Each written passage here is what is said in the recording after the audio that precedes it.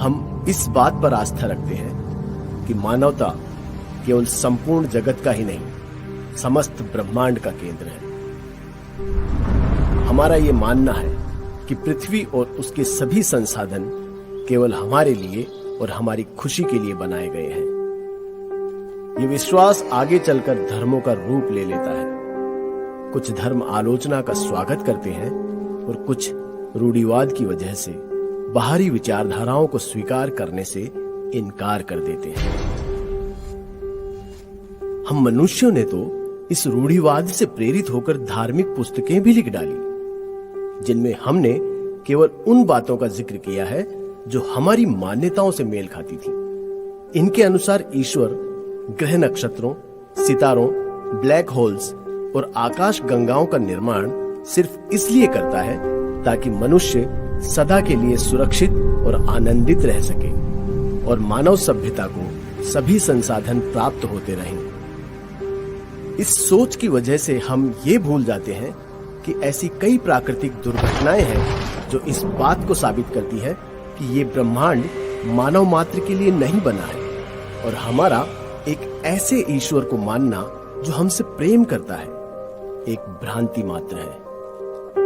हमें स्वयं को इस रूढ़िवाद से मुक्त करना होगा। ईश्वर में विश्वास इस बात का प्रतीक है कि इंसान का दिमाग अभी भी एक मासूम बचपन से गुजर रहा है।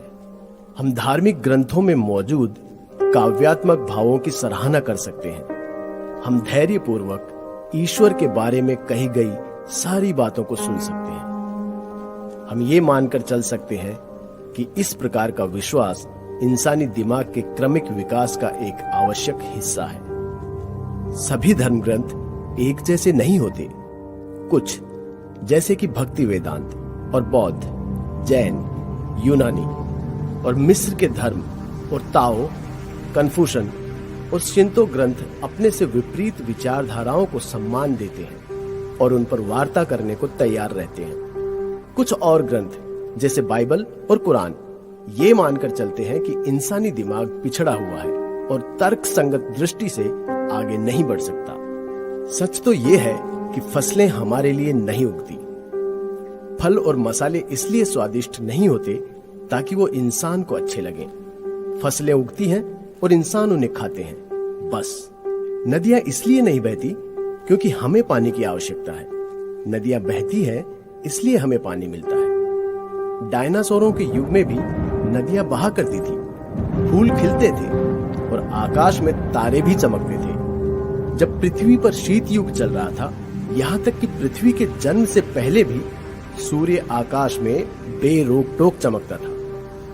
अगर हमारा सूर्य और हमारी आकाश गंगा अचानक गायब हो जाए तो बाकी के ब्रह्मांड को उतना ही फर्क पड़ेगा जितना कि एक जुगनू के मरने से दिन की रोशनी को फर्क पड़ता है।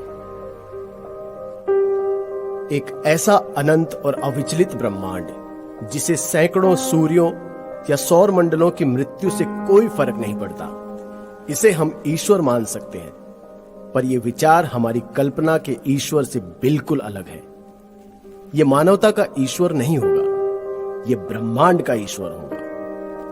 पृथ्वी पर मानव जीवन का प्रकट होना और पृथ्वी का ब्रह्मांड के अनंत चक्र के बीच प्रकट होना, ये दोनों बातें बहुत छोटी हैं। इतनी छोटी कि ब्रह्मांड के इतिहास में इनका जिक्र भी जरूरी नहीं होगा।